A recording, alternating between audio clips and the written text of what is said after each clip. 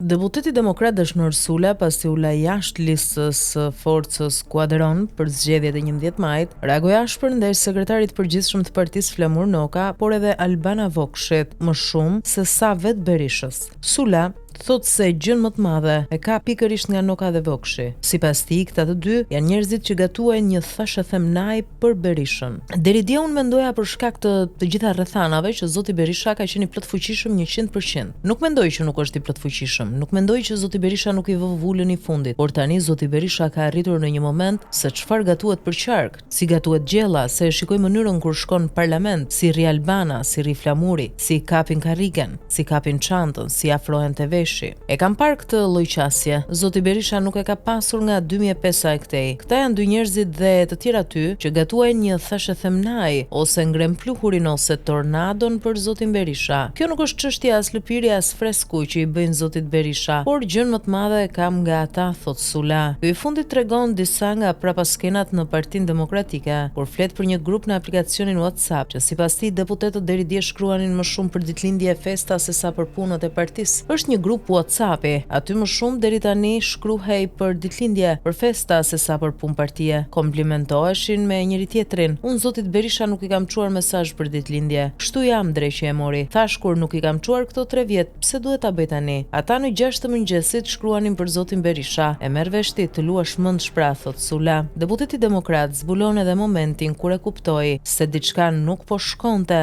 dhe ndodhi kjo që ndodhi. Ishte e pamoralshme që të paktën nuk mu kërkua apo nuk mu tha përpara që do ishte ky vendim përpara një jave se të shpallej lista, duke patur parasysh tentativën që kam pasur unë të komunikoja me zotin Berisha, o të takohesha me zotin Berisha, duke i kërkuar nëpërmjet 2 mesazheve në mënyrë të shkruar që të kisha një takim për situatën që po afrohej. Në një kohë që përgjatë 20 viteve nuk ka bërë vaki kurrë që zoti Berisha, të cilin e kam vlerësuar maksimalisht, që edhe në 2 natës do të vinte mesazhi një përgjigjeje, gjë e kotë se sa ky moment, gjë që nuk ndodhi. Aty kuptova që diçka nuk po shkon, tregon Sula.